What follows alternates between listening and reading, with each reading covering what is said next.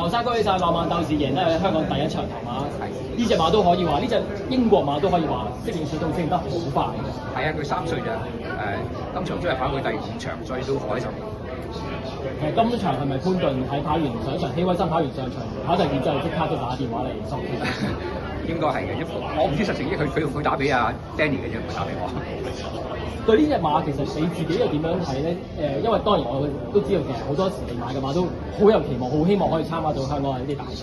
係啊，個目標都係4歲系列咯。咁當然而家言之過早咧，仲係咁低分。不過個方向都係咁嘅，即係會試一試長途啊，試一試打沙田啊，希望出年令我跑先係呢個終極先。